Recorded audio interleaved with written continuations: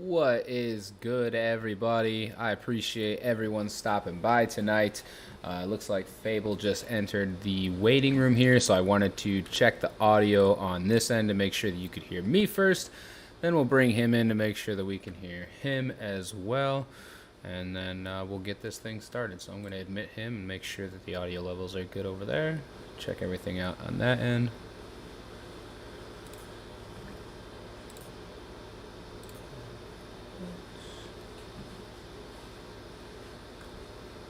Hey, can you hear me? Yeah, can you hear me? Awesome. I can hear you. How you doing? Good, good. How are you? Doing well.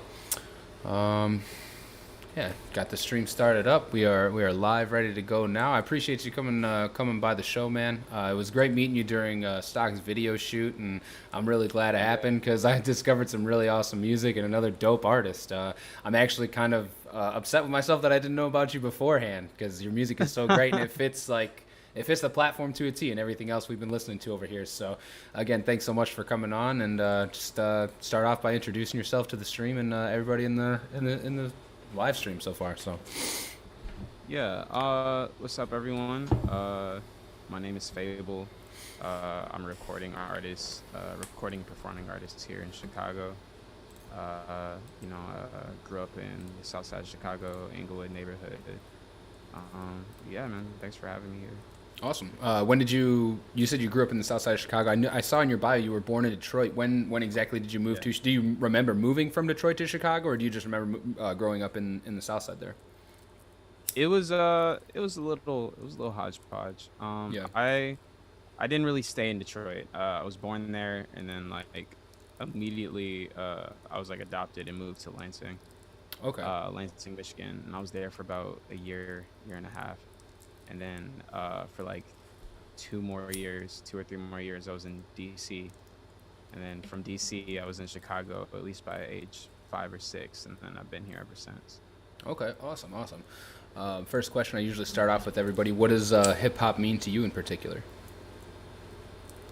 Hip hop to me is I don't know. It was kind of a saving grace. Uh, I don't think I had the most typical relationship with hip hop as the music genre, as as most rappers or artists.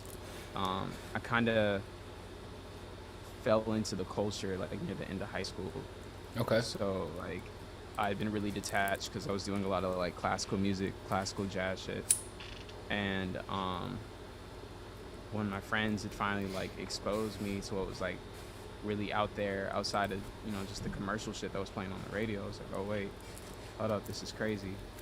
So like it was like a deep, quick infatuation. You know what I mean? Yeah, definitely. How old are you now? Like, when did you? So when would high school have been for you? That was around 2014, 2015. Okay, cool. Yeah, I graduated in Yeah. 2010 from high school. So, and I Yeah. pretty much discovered music around the same, or the hip hop around the same time as you. I was a radio DJ for 4 years in high school, like on Yeah. an FM station. We had like a learning radio station that we got to actually like broadcast and do radio shows and newscasts and stuff.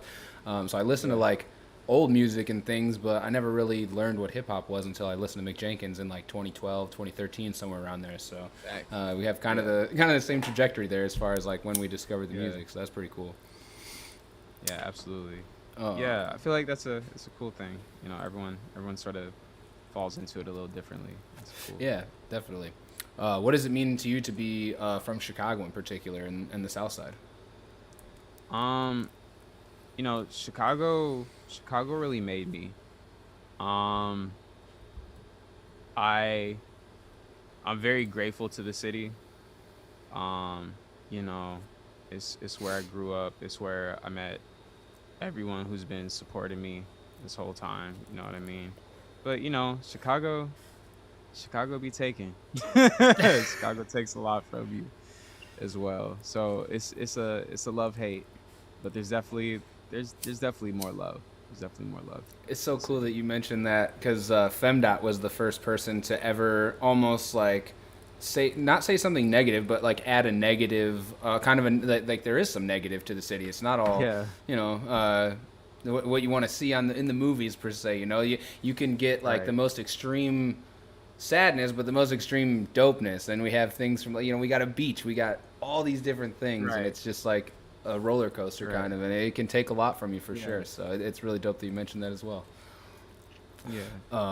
What exactly inspired you to start creating? Did you like hear a certain artist and were like, damn, I could do that? Or did you hear like a certain song, or like can you remember like what the first time was where you're like, shit, I can make some music like this? You know, I feel like as a kid, um, I was always sort of like glorifying the rock star. Mm-hmm. You know what I mean? Like I'd always been around music. I'd always been doing music. My family was very musically inclined. Um, and I sort of just I don't know. I knew I wanted to do something with it. I just didn't know what. As a child, I thought I was going to be a rock star. So it's really cool being like 24 now and like going out and doing concerts and doing festivals and being on stage. Uh, but I feel like I didn't really know that that's what I was gonna do until you know, my college years. Mm-hmm. I'd I had to leave my college of choice because tuition got crazy. My financial aid fell through. Mm-hmm. All this other shit that I know a lot of students have dealt with before. Um, Ended up going to like community college where there was a music program, but I was bored as shit because I just came from this one place that was like challenging me Mm-hmm. really heavily, and I wasn't feeling it. And I started picking up the pen after watching my cousins like make some rap music and hip hop music down in Carbondale, and I was Okay. like, you know, I've been so adjacent to the culture for so long that I was like, maybe I should just, you know, take a step in. And here I am. I'm glad I did it. You know, Heck yeah. yeah. That's awesome. On Lemons and Lilacs in particular, Mhm. you talk. There was one line where you say, why every great rap album got to end in tragedy." So, what exactly defines a great rap album to you? Are there some in particular that don't end in tragedy that you think should be considered great? Or I just really like Um, that line. It made me think a lot about a lot of different projects. So, like, I seriously appreciate that line a lot. It invoked a lot of thought. So, yeah. I've definitely that line has spawned a lot of debates with a lot of the homies. And then we start going like, yo, well, what about this project? It's like, well, that project was a mixtape. You know what I'm saying? But nah, man, it's just that I feel like a lot of the great rap albums from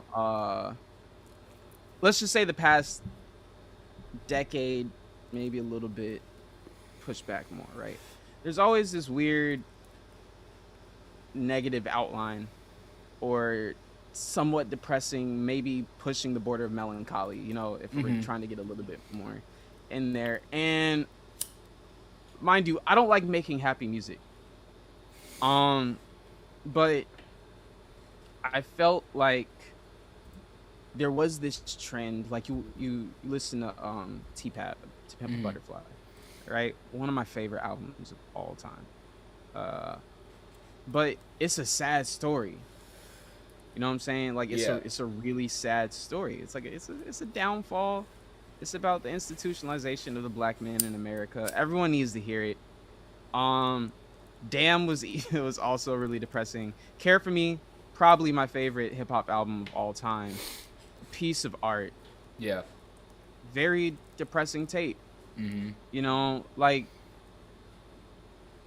I sort of just found myself realizing that a lot of what I sort of like surrounded myself with in terms of listening content in in the rap genre specifically, it was really dark. Like there's always either a sad ending or this like really dark gray zone where it's just like, man, I guess the world is darker than what you think it is. Yeah. And I, for once in my musical career, I wanted to not do something similar. I'll address the things that need to be addressed, but I would like there to be a light at the end of the tunnel for hmm once. You know what I'm saying? So Yeah. that's all that was about. That works. Cool. I like it. Yeah. Who are some local artists from Chicago giving you some inspiration right now, or like pushing you to work a little bit harder? Man, the whole team, Jesus Christ. Uh, there's an artist I work really close with, who's actually on Green Room multiple times. Uh, Teo the artist, phenomenal MC, phenomenal producer, phenomenal person. But like he's working on a project right now, and he's been dropping a few singles from that project. And yo, one of the craziest pieces of art I've heard in my life. Um, but yeah, he definitely pushes me every day. There's Ketchy, also from Chicago, born and raised. He released a project I think a few months back, by the name of Catchy Tunes. Always keeping me on my toes. Those two are at the top right now in terms of rap albums, or rap hip hop artists in general. Like yeah, they make sure I don't get complacent. Especially if we're speaking locally. Awesome. Another artist, Casual Only. Mm-hmm. Yeah, that dude, crazy. Word. Yeah, man. What advice would you have for somebody who might still be searching for their purpose in life? Jeez. That's a heavy question. I feel like you never really know without just experiencing what you have to experience. Searching for your purpose is a really heavy topic, because I feel like even while you're in pursuit of what you believe to be your purpose now, you never really know until you're done. Yeah. You're not done until you're dead. Right. So it's like it's just one of those things. I say get as many experiences as you can.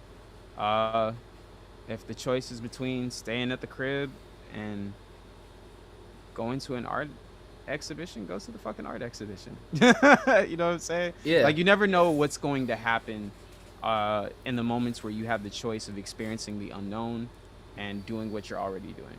You know what I mean? Damn. Like I feel like a lot of people find baptism in the mundane or what they think is going to be the mundane. Yeah.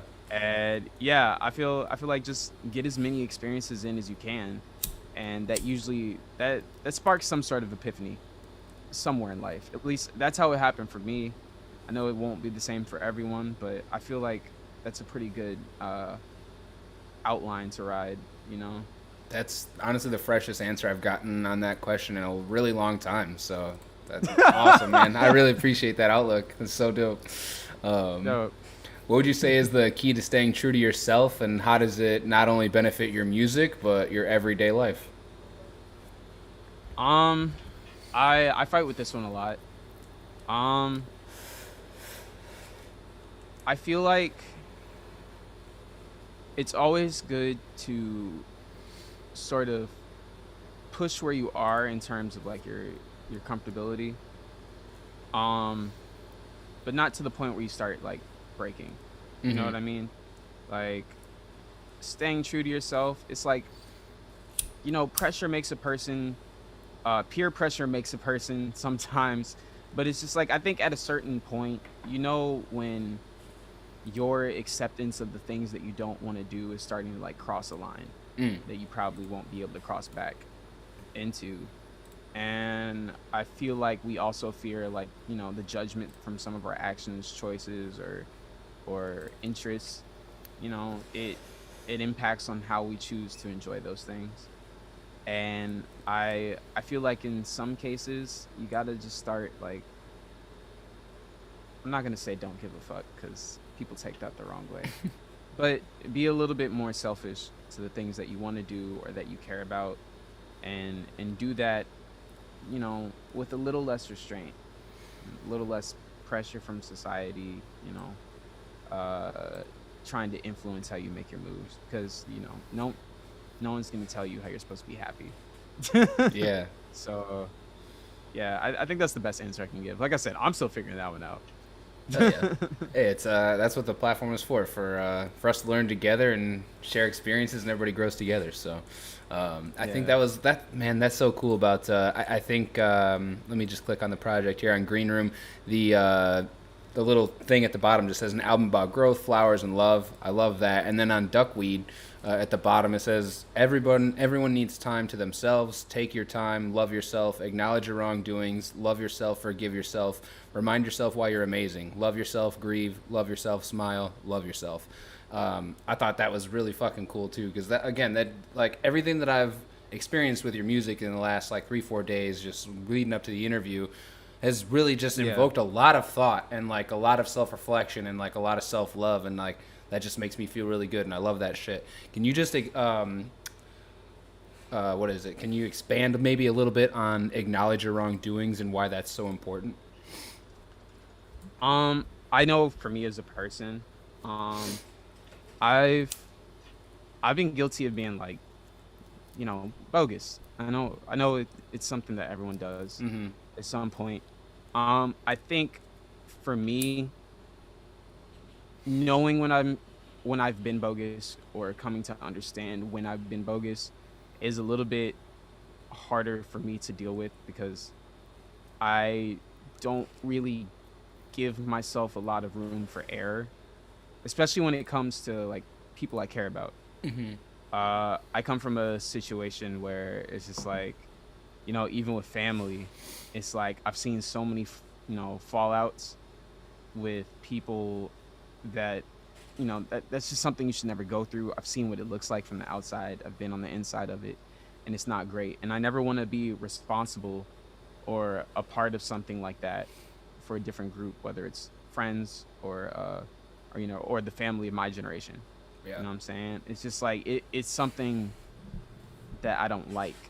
And I know I say I don't give myself a lot of room for error, but it's also just because I know a lot of people who give themselves too much room for error.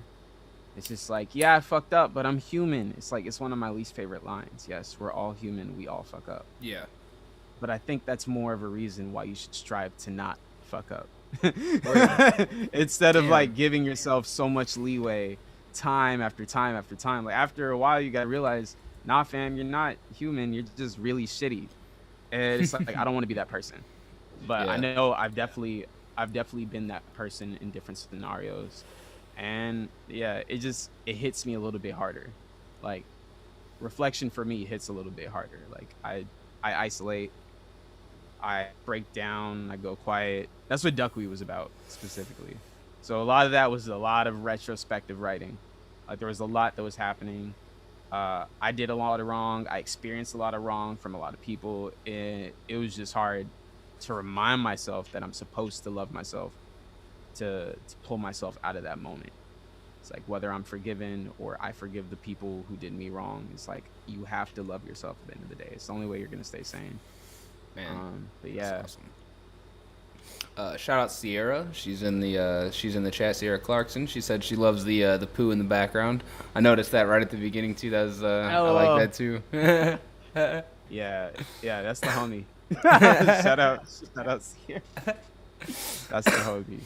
All right, so the Yeah. next four questions I got for you kind of introduce you to the Talkin Truth brand a little bit, while still introducing my audience to you at the same time a little bit on a personal Mhm. level. There's four parts of the tree that the tree's very prominent in my brand, the logo. It represents growth, and there's four parts to the tree in particular. You have the roots, the body of the tree, the branches, and then the leaves. They all Mhm. represent something in particular. The roots, in particular, represent the core values that you have. They hold you down as a person. That's what you're rooted in. So, what would you say are a Mhm. couple of your core values that hold you down? Um, Number one, I say, be be humble. Uh,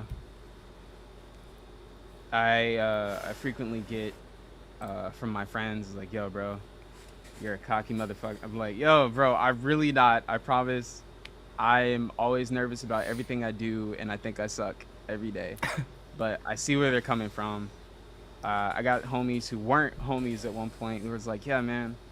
I didn't know I could talk to you because, like, when you move around, you just seem unapproachable. I don't know if you thought you was the shit or something, but you just like, and I'm like, really, dude? Just say something about anime. I'll break the whole facade gone, bro. But nah, man, be humble. Mainly because I never want there to feel like there's this wall that keeps me from seeming like I'm approachable or relatable. Mm-hmm. Cause I care less about clout and more about relationships. You Word. know, it's like I want to meet people. I don't care where you sit, and I don't care how good I think I am. Like I'm usually just open to just talking to someone, just because it's something I enjoy. And yeah, I never want to just lose myself, and in my capability. Like I think that's lame. So yeah, be humble. Um, be mindful of what you're doing. I ran into way too many situations where I've, I did something really jerkish, or I said something really, really careless, and I didn't realize the level of the impact that those actions or those words may have had in the moment. Mm-hmm. Like I'm probably just talking out of my ass, or I said it as like a passing thought. Yeah. And you don't want to hurt someone. There's no reason to hurt someone senselessly. Like even if it's an accident, it's like a little bit more thought into what you're doing can really go a long way. It keeps you from making mistakes that didn't need to be made. So yeah, be humble, be mindful. We talked about this already, but don't be so hard on yourself. You love yourself, don't be hard on yourself, however you want to take it. Just be easy on yourself. There's no reason to sort of berate yourself with, a barrage of, insults about your own character, about your own worth. It's always good to remind yourself that, you fit in somewhere in this gigantic puzzle. You know what I'm saying? Yeah. And, even in your mistakes or even in your failures, there's always time and room for something new to come from something new that you do. And it's always a cycle. It's a cycle. It happens. You fall, you get up, you fall, you get up, you fall, you get up. And yeah, I have to remind myself of that. I guess for number 4, also from the Duckweed bio, take your time. Man, I'm a repeat offender of frustration because of a lack of like instant gratification. Damn. Like me Jesus, too. man, I want to be famous like right now. And like, it's just one of those things. I get really frustrated, I get really worked up. I give myself a harder time when I forget to be patient.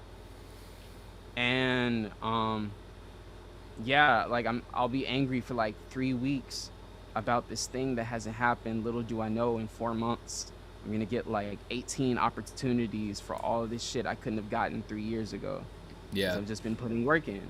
And it's like I won't realize how grateful I'm gonna be in 4 months because it hasn't happened yet. I'm mad I'm not rich now. Yeah. But it is something that I have to remind myself of. I have to take my time with things. I have to let time take me sometimes. Yeah. It's like it's just one of those things. I gotta be patient. I gotta know that what's meant for me is gonna come to me whenever it's supposed to. But yeah, man, I'm bad about it. I'm impatient. But I try to remember. Hey man, acknowledge your wrongdoings. That's at least you can say it. That's the first step to being better about it. So man, at least you're self-aware. That's a really good thing. Yeah. So the second part of the tree is the body of the tree. It represents the people that you keep around you, your family, your friends. Can you just speak on the importance of keeping like-minded individuals around you and how it can benefit you in your art and even just your personal life? Yeah. Yeah, that's big for me. That's very big for me. Even when it comes down to like the people that I work with musically, like I have to have some level of friendship with you, Mm-hmm. or or I get the feeling that this is a good dude. Uh, the people I consider my friends, I consider them very close friends. Yep. Whether you're still here in Chicago or you're halfway across the country in LA, like Ketchy, my homie Ketchy just moved out there Mm-hmm. to pursue grad school. So congrats Nice. to him. You know, he'd been putting in his work over here. He got the opportunity to go. That's someone I'm like, me and him, that's gonna be forever. You know what I'm saying? Uh, Artists I work with frequently, so that's my best friend. She keeps me held down, G. Like all day, every day. First person to call me out. First person to support me if I need anything. I do almost all of my musical work with her, and that's awesome. One of the closest people in my lives right now. Family is super important because you don't get too much of that. I know a lot of people that I grew up with or around, they didn't really have that, so it's Mm-hmm. something I can't really take for granted. But yeah, I feel like your personal community is just it's something that you can't get back if it's lost, especially if it's just based off of your own blunders. That's Mm-hmm. why I try to be so careful about what I do, what I say, how I act, because I value it too much, and I know I could be an awkward dude. So if the people who are around me, then I probably lucked out. So I like to think that those are some finds that I want to treasure. You know what I'm saying? Hell yeah, that's awesome. Yeah. Moving up the tree, you got two more parts. It's the branches are next. They represent the experiences that you've had in life. So, what would you say is the most valuable experience that your music has brought you so far? Um,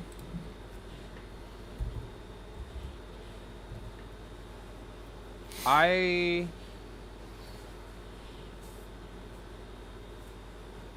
I think I don't know about valuable experiences. That's hard. I feel like I've had a lot Okay. of them. Um, I remember one of the coolest things that happened, and I feel like it was a direct byproduct of me doing music. Okay. Um, I had a friend living out in Western Illinois.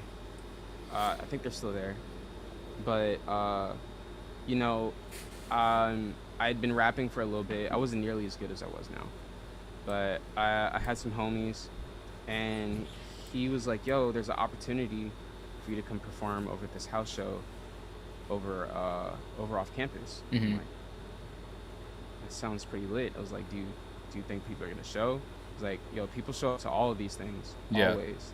It's like people are just looking for shit to do. It's like it's the vibe here." And I'm like, "All right, fuck it." So I packed like four four homies and my cousin in this tiny ass car. Mm-hmm. Uh, and we drove all the way down to Western to do this house party show. And I was like, I didn't realize it yet, but like that spoke a lot about how much people trusted my word to like go out of town Mm-hmm. for like a whole day. We crashed there and drove all the way back the next day.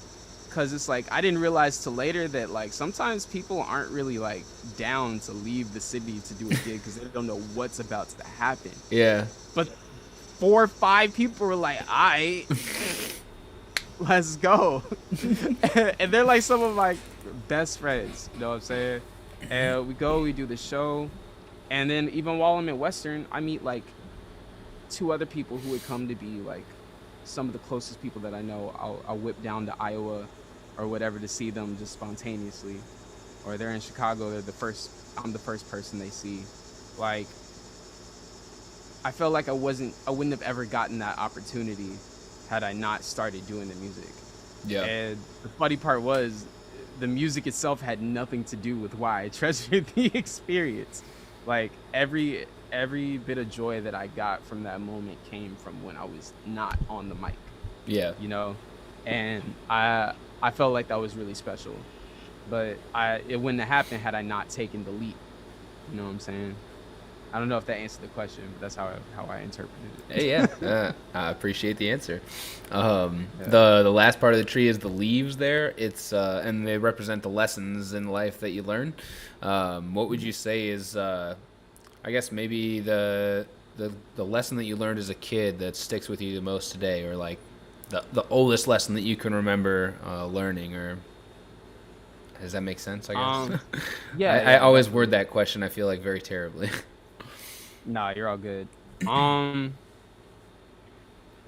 my grandfather told me something when I was young. It was after some sort of argument with my dad or something. I don't know. I think my dad said something that I just thought was like really stupid. Hmm. That I don't know. Like it just didn't make any sense. And shout out dad. But he told me, he was like, look, look, kid. Yeah, he did say kid because this is for whatever reason, this is how he talked to me. He's like, look, kid, even a fool can teach you something you ain't know. And I was just like, what? I was like, what are you talking about? It's like he's obviously very wrong. He's like, yes, but where he's coming from may be a perspective that you didn't have in mind or you weren't aware of, and that's why he's so worked up. Damn. It's not about whether he's wrong or right factually. It's about how he feels and why he feels it. And I'm like, bruh, that's stupid. Like I'm like 7 or 8 or something, so I don't Yeah. really care. But it's like I always remembered. Like it stuck. That's Like crazy. every day I wake up and I hear that line. Like I'm ready to cuss someone out in front of me. Like yo, this is so stupid. You are in. I put it. I think I put it in green room and Far Side on. As Okay. like the little the outro chorus thing. But yeah, like you know, my grandpa's probably the person who dropped the most gems on me while he was alive. But that one.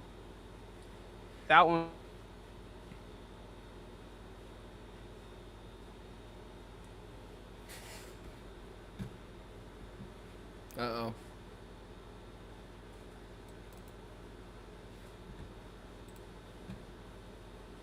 Is he still here? Is my internet down?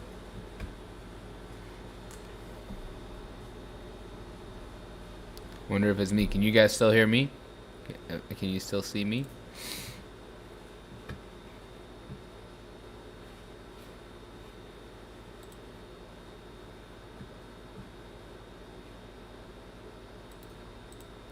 I think my internet is okay. Looks like the stream is still up and running. Oh, God, two talking truths. I'm sure I'll jump back in a second. No big deal. Hope you guys are enjoying the interview thus far. This is honestly one of my favorite interviews in a while. This is, he's frozen? Okay. Yeah, he's really been like hitting a lot of points that a lot of people haven't been hitting, or just like different perspectives that people haven't brought to the show. So I'm very thankful for him coming on tonight. This has been really dope so far. Let's see if he rejoins here.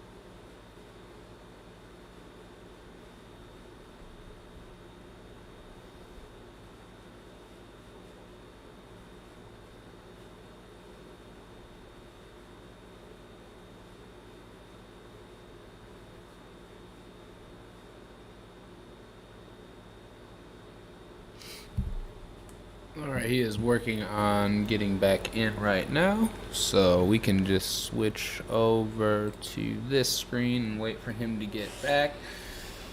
Why don't we play a little bit of the project while we got it pulled up here? I'm gonna play a couple of my favorite songs off the project. I made some notes on the songs here as I was listening to it. There we go.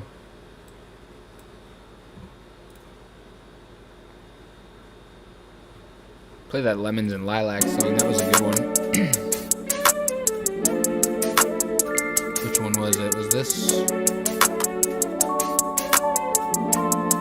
Oh man, the next one. He really reminded me of the Smino production on it, but this one's fire too.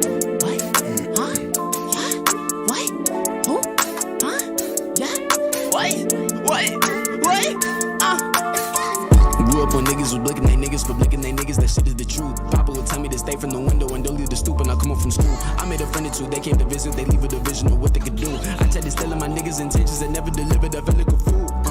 I felt like a tool. Mama wasn't really present, I could never wrap my head around the truth. Someone told me what I needed, but what I wanted was something with juice. So I took up the booth and the mic and I started to spit. That shit got a nigga through. Never caught a body, but I'm destined for a felony. Saw This it is the written project somewhere right in here. the You can chicken get it on grease. Bandcamp. Why every great rap album have to always end in tragedy? I have purchased it. I think it was $7. It's only $7. Free I paid him F.A.B.L.E, 15 nigga. for it. I said I've I like been to try king to author since the up it scribbles if on I the can. table, nigga. Always 100 support acres the artists rising. that you Been appreciate the and Robin since the enjoy. yellow bear popped up on my Make sure you have cable, a nigga. Bandcamp account. Nigga, I remember summers when I It's gonna stop, but make sure you get a Bandcamp so you can go get all your favorite stuff. Got the Rich Jones and Iceberg Theory project. Check that one out too if you haven't yet. remember summers when I ain't had no cable. I've been marvelous in my element. What you bring to the table, ayy. I done stained Patara earrings, then I threw them at F.A.B.L.E. Yo, the storytelling on this project is insane. Like, he mentioned Saba and Care For Me. Smoking plants in the industry, is like, really blunt when you man. been the man. Who your man's talking crazy, talking Comparable. shit when it's always on sight. The Fight your production battles, is rock very your stages, clearly then I tell them that's like while a couple pristine lame niggas is on this something whole we thing. gotta deal It's with. awesome. Got a couple real niggas I'm grinding with and I build with. I got love from all my youngins and OGs. I'm a monster. Wayne say G's moving silence like Rosania. And the real G's gon' move in silence when signing they deals. And the real G's move in silence when they're lining they wheels. Better know my word is born with a license to kill. Niggas know I'm gonna eat to hand my mama a meal. For real. Yeah, he's here. He's back.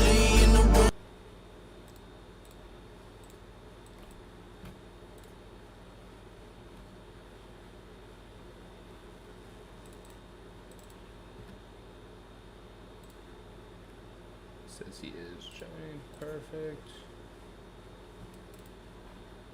Get the interview screen back up. Yeah, it's a good song. We'll listen to more of the project after the stream or after the interview's over for sure, so you guys can hear some of it. Yo. Oh, sorry. No worries, man. No biggie. Let me see here. We were playing. I was playing the Lemons and Lilacs for him while you were gone. My wife said she liked it. Yeah. I like that song a lot too. And Dune, man, Dune is crazy. I made a bunch of notes on every song as I was listening to the whole project, and that one in particular, my notes were reminded me of Smino, production-wise, super dope bars, awesome cadence is what I wrote down. So I those back to back were like super dope. I really liked the whole project is great, but it just starts off so. How can you not continue to listen after those? Like the intro and then the first two are just, man, awesome. Yeah. Oh man, thank you so much. Yeah, Dune was a fun one. I was done with Jake, Victor, and Sage. If Okay. I'm right. Two good producers, two good homies. Definitely cooked that one up. Like, didn't know it was about to happen at all. So I'm glad people like it. So it's kind of crazy that we stopped where we did and we were listening to some of the songs off of Green Room, because I'm getting into the part where we're going to talk about the project a little bit more. Where did the name Green Room come from for this project? Why Green Room? So I when I was still in Inglewood, when I was still living there, um, we had this garden out in the side yard. Mm-hmm. The yard actually used to be a house. It got torn down, as most houses in Inglewood do, and it was just like a vacant lot. The property was still owned by the person who had owned the apartment, but they never came in and did any like tending to it. It was just like this random like lot where they'd even fill it in with soil. They filled it in with like clay. It was Okay. like really weird. So, like the soil would be like splotchy in moments. And you couldn't really do anything with it. So what we ended up doing was we just fenced in the property, just stained it like the whole time, because people kept like wandering in and out of it. It was just getting weird, and it was a weird look to have next to the house, because my family had been there for like generations. My grandfather and my grandmother bought that house, and then just sort of passed it down, paid off the mortgage, all the good stuff. And so we were like, F it, let's fix up this little property. And my grandfather, my dad, and me, we just went in, just turned it into like the neighborhood garden, ground vegetables, giving it to some of the neighbors. Damn, It that's fire. became a whole endeavor. And we started tending to it like, every year. We kept, sort of like upping it. And it wasn't until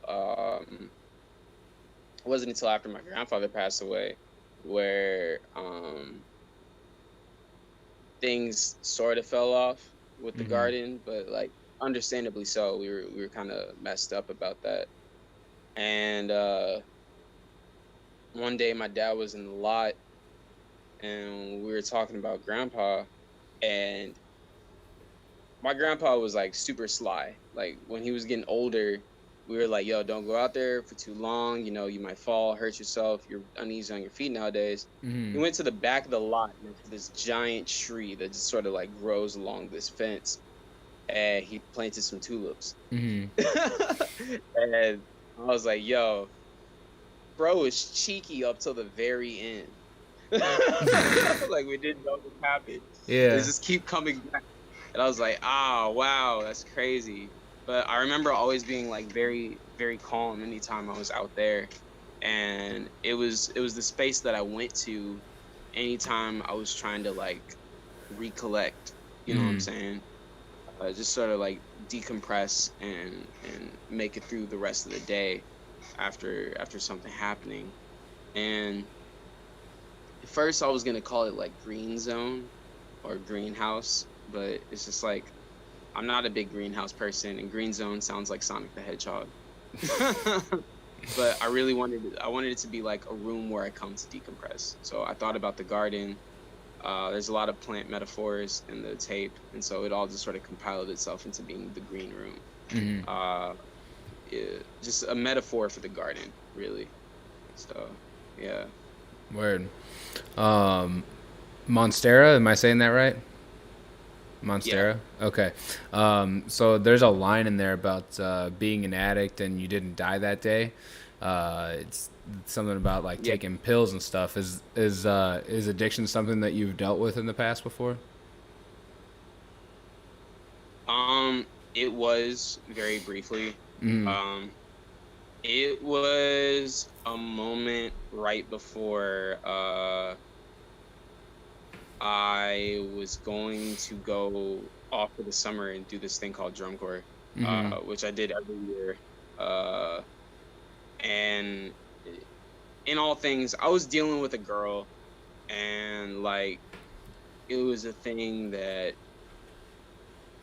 she would do is like teetering the lines of a OD, and then not, and then like going and then telling me about it, and then disappearing, and like it would do it all over again. And I was young. I was like maybe like 18, 19. Yeah. And I did the same thing as a means of like retaliation. Like it was really petty. But it was just so she could see how it felt.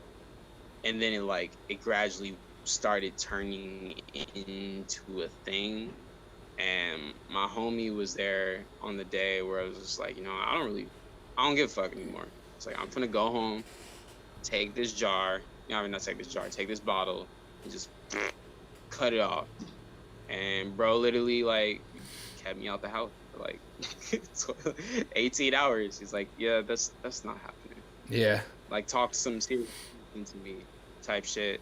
And yeah, so it had been a minute since I like kind of recalled that experience because I was so far from it. Mm-hmm. But I wanted to put a couple of things out on the table that I felt like were just things I hadn't really been addressing, and maybe situations that influence some of my more negative actions nowadays. And that's sort of where it came from. Word. But Monstera is what that thought turned into. Mm-hmm. Word, because I dealt with addiction myself. I had knee surgeries in college and started taking painkillers and eventually started taking Xanax. And I had to move up. The first place that I got when I moved out of my parents' house into Illinois ended up being with a heroin addict. And I ended up doing heroin on accident thinking it was cocaine. Like, never in my life did I ever anticipate or want to ever fucking do heroin, and that shit happened. And then I had a seizure from, having too much Xanax and just stopping. And my at the time girlfriend, my now wife, saved my life, and she was there with me. And thankfully, just that whole line and that experience like hit home for me, because I laying there in the hospital bed, waking up, realizing like, fuck, man, like this shit is going to literally kill me. Like, I'm lucky to literally still be here right now. Like, this is crazy. Right. So like, I don't know. I appreciate when people are able to bear shit like that on a record or on a track, because it's not easy to talk about. Like, it sucks to admit that I am, and like, I'll be an addict forever, honestly. Like, that shit never goes away. I got addicted to buying records over the pandemic. Like, I literally got addicted to getting like a dopamine hit, getting a record in the mail. Like, it was bad. I overspent like crazy. Like, so I had to be very cognizant of like what I'm doing, and I have a very addictive personality. So just thank you for talking about that shit and helping me cope with my addiction. It helps. So absolutely. And then I'm really not shit. You talked about seeking validation on there, and can you just maybe speak about how that can be detrimental to your success? Okay, so it's so funny. That skit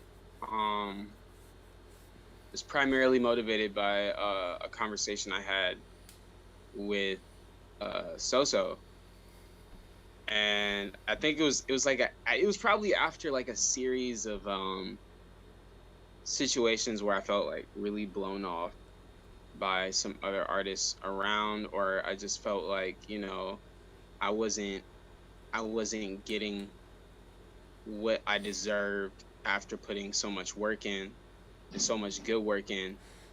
And it was really weird. I was really angry, and she said something along the lines of, it's like, well, dude, it's like, I can sit here and tell you like, you're great. You're really good. You're one of the best I've ever met. That doesn't necessarily mean you deserve what you're looking for, because it puts a weight on other people. You know what I mean? And I'm butchering this, but like it's one of those things where it's like other people are expected to give me whatever in particular I'm looking for, because I may be better at my craft than someone else. It's a pretty twisted view. It's like, it's not even that I'm not putting the work in, but it's just like other people aren't necessarily like, they're not supposed to recognize it. They're not, it's not like a forced task. It's not their job. It's not their duty. Like, that's not necessarily their problem. Like, people are going to recognize what they recognize when they do it. Right. And I feel like there was a really long period of time where that's all I was obsessed with. It was just like, yeah, it doesn't matter if I did this really cool thing today, because no one's gonna fucking see it. Throw a little temper tantrum, storm out the crib, something like that. And it really was setting me back. Like, I feel like it wasn't until after, not that I stopped caring. I'll always care. I'm not gonna lie to you. But after I stopped making it such an obsession Mm-hmm. was when I started noticing that I was getting my flowers. Mm. Because I think that was the problem. I was getting flowers, it just wasn't the ones I was looking for. Yeah. And yeah, it was just some toxic shit, man. It was some toxic shit. Word. Yeah. Kind of piggybacking on that question, what does success mean to you? What does success look like to you? I feel like success, at least in music, I feel as if it's leaving an impact, positive or negative. I'm a little bit of a devil's advocate on Okay. some things. It's like I don't necessarily feel like if someone listens to my tape, like if it didn't help them, it didn't help them, and I'm okay with that. Yeah. Okay? If someone listened to my tape and went, I completely and utterly disagree with everything he said, that makes me very happy, because it means that they took the time to analyze the content at the very least. It Yeah. left them with a feeling. Yeah. Like, if I'm able to impact a listener or listeners, if I'm that lucky, you know, I think that says a lot, because people start forming memories based off of my content. And that's all I can really ask for. It's like, it was cool hearing you say that you were really moved by what you heard in Monstera. And that makes me feel great. One of my earliest like mixtapes, really bad tape by the way. It was very intimate and very honest. One of my best friends at the time called me like weeping over this one song. She's like, "This is exactly what it's like. This is exactly how it feels." And I was just like, "Whoa, Yeah. whoa, what the fuck is going on?" And yeah, it's just like, I don't necessarily want to receive a call from anyone, you know, crying about the music, but yeah, I want people to be left with something, and if they're left with something, I feel like I succeeded. That's awesome. One other song on there, "We Going Places," has the Dre Isaiah feature. How did you get in touch with Dre in particular? Because I was actually working at a Cubs game at one point on the grounds crew. I was on my way home from a real long ass shift at work one day, and he's sitting on the red line, and one of us saw each other bumping their heads back and forth, like, "What are you listening to?" And we ended up, I was like, "Yeah, I got a platform." He's like, "Damn, yeah, I make music." And I was like, "Holy shit, this is wild. Like, I'm going to listen to your music and stuff." And ended up being like one of the main like Talkin Truth artists that I promote and talk about now. And he ended up hooking up with my friend Nate, who's a producer. And it was just like this crazy full circle moment. So I just got to hear, Yeah. how did you hook up with Dre? I've known Dre for a few years now, actually. Okay. We both had the same mentor. We both had the same like hip hop mentor. Okay. Who's also a feature on the album Add 2. Okay, cool. Add 2 is responsible for creating this community youth studio.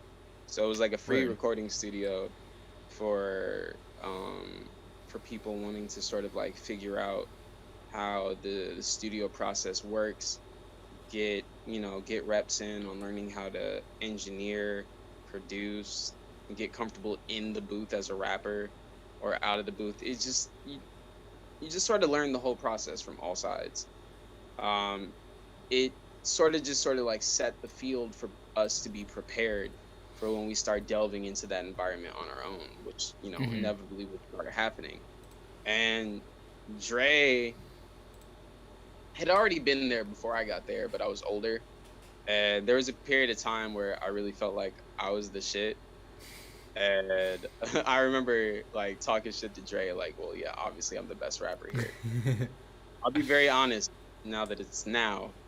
When I said that, I was not the best rapper there at all. Dre was definitely up here. I was tweaking. I had the confidence though. Who Nah, is man, it? Sierra said, "The humblest, cocky person I know."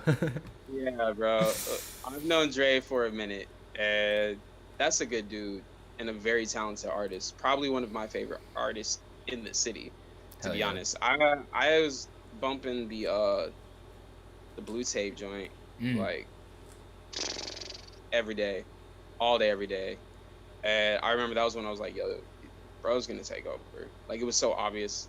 The level of consistency is ridiculous. Yeah, man. I hit him up. I was like, hey, I'm making this project. And I really think you would fit on here. And I don't think we really have a collab. I was like, yo, what do you think? He was just like, ah, for you? Shit. Yeah, it's in the track. Boy, hurry up. I'm like, wait, what? That's crazy. Hell But yeah. no, man, yeah, he's really dope. And like I said, super talented, but more so than that, just incredibly hardworking. Like, I think that was the first artist I'd really met on the come up who was just like, yeah, I put the hours in. Like, I put the hours in, and it's obvious. Like, even if you don't know him personally, you can tell.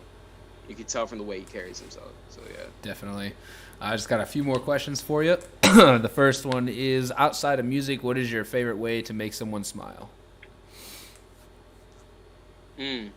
Outside of music, I'm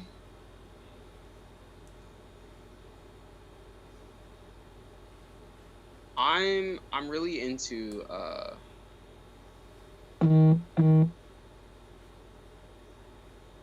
I'll give a different answer.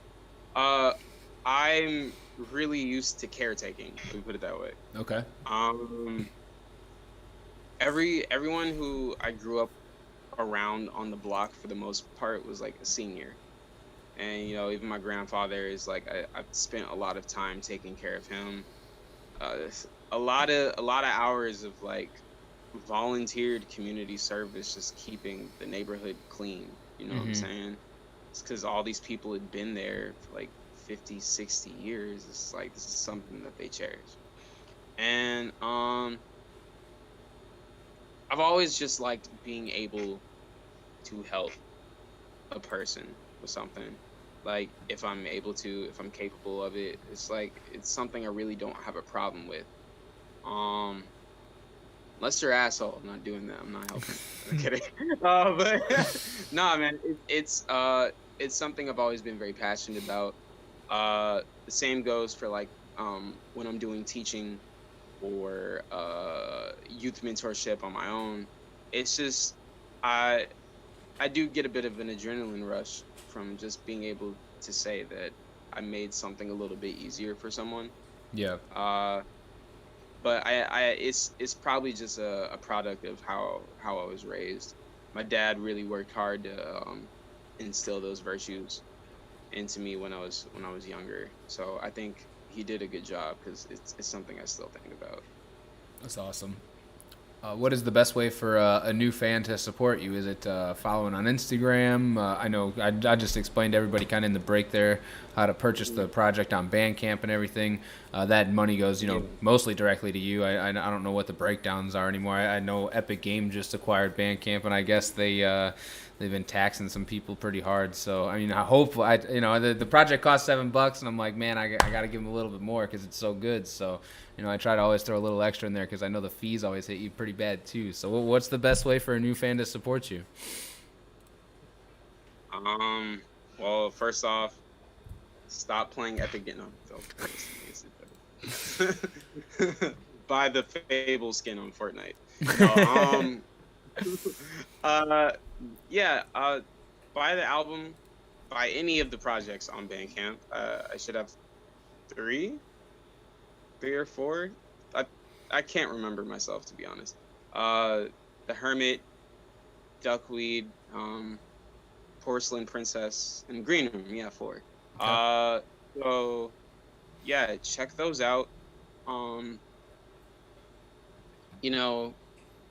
Buying music definitely goes a little bit longer of a way than streaming it, but also stream the album when it drops. That's gonna be August 28th. Full streaming release. Spotify, Apple Music, SoundCloud, YouTube Music. Whatever you use. Do follow and let me see your face, man. Like, pop up to a show. Word. I don't have anything in line for right now. I just got done with a long ass wave of gigs, and I'm enjoying the rest. But yeah, pop up to a show. I like meeting the people who follow my career. Had some people actually show up, discover me at DZ Fest, and then showed up to like my next 2 shows in the city. Oh shit, And that's like, cool. because I was able to talk to them, I was able to remember their faces, and I'm like, yo, this is fucking wild. Yo, That's cool. I feel like people are caring. You know what I'm saying? Like, I love that. I love when it's not new faces every single time. Sometimes I want to see a reoccurring fan. You know what I'm saying? Yeah. I think that's a luxury a lot of people take for granted. But yeah, show up to shows, follow the moves, and yeah, tell your friends about me if you like me. God damn it. Definitely. Word of mouth. It's like way Right, more powerful word than of mouth anybody goes a thinks. long way. Right. It's the old-fashioned mouth form of goes a long advertisement. way. Sierra said buy him Do not let cheesecake. me- Is that your favorite dessert? Yo, Sierra out here spilling more beans in the interview than I am. Yeah, I'm a cheesecake connoisseur. Hell yeah. Look, the very first song of mine that ever made radio play was a song called Cheesecake, That's featuring fucking Naila and cool. Keji. Hell yeah. And I used to offer like cheesecake as a bribe for people to show up to my first shows. I had it. I had the cheesecake. So all I'm saying is, if people want that back, show up to a show. We got the best cheesecake in the city. Where do you find it? Gee, yikes. In the city.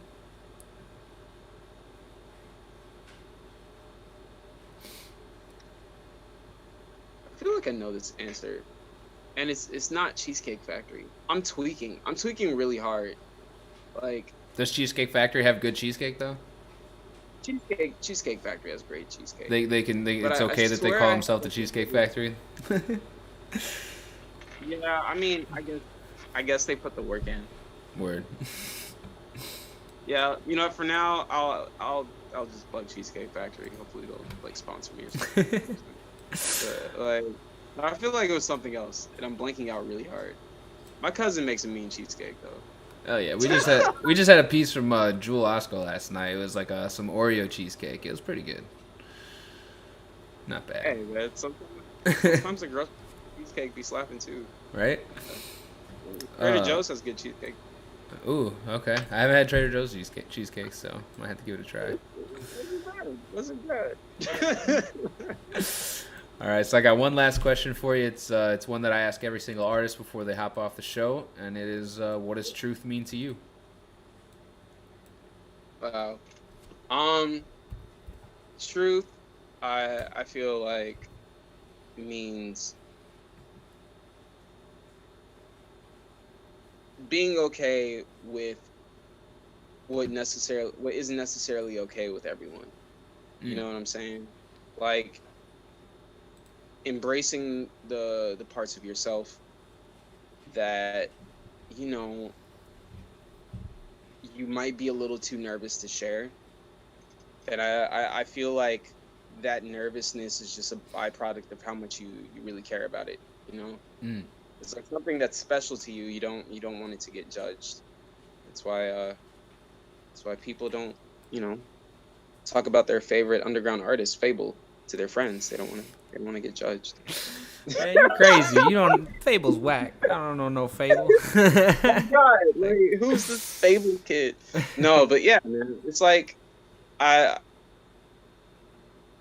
feel like embracing that part of yourself that you might be a little bit more nervous to share with others.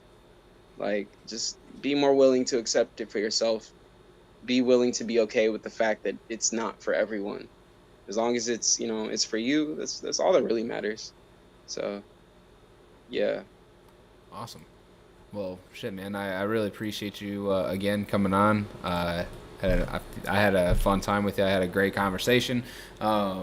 yeah, if you ever need anything else, let me know. I'm trying to build the platform to help artists like yourself, where you might not have as much exposure, and you might need some help pushing stuff. So just let me know if you need any video at a show, or you just want me to come to a show. You got a show coming up, I'll post it on my story. Whatever it is, man, just let me know you need something. I'm here for you guys.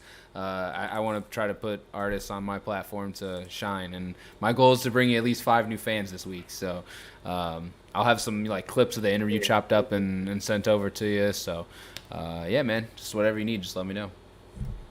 Likewise, I'll be pushing it out. I'll be sharing it around, talking about it. This was a great time. You know what I mean? Awesome. Not a lot of people want to go in depth about things. Mm-hmm. It's a different set of questions. It's a very refreshing set of questions. So this was really dope.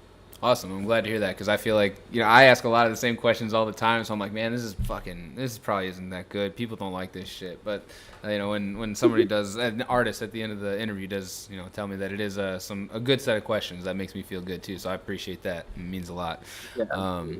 Awesome. Well, I hope you have a good rest of the night, man. Appreciate you again, and we'll talk again soon. Likewise. Thank you for having me. Later. Hey, that was F.A.B.L.E. What a dope guy. Really awesome art, really awesome music.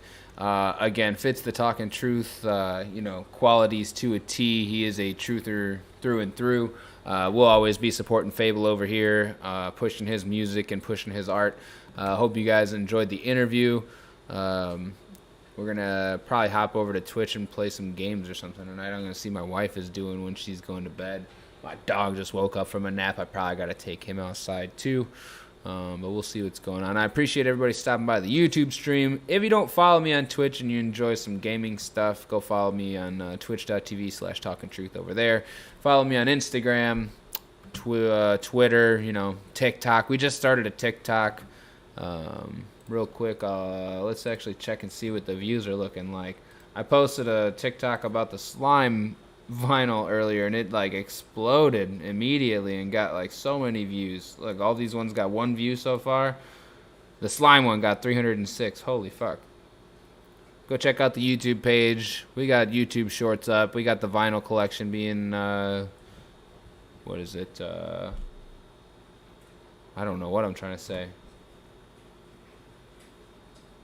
Displayed. We're displaying the vinyl collection, showing off the vinyl collection. We got interview highlights being posted every day.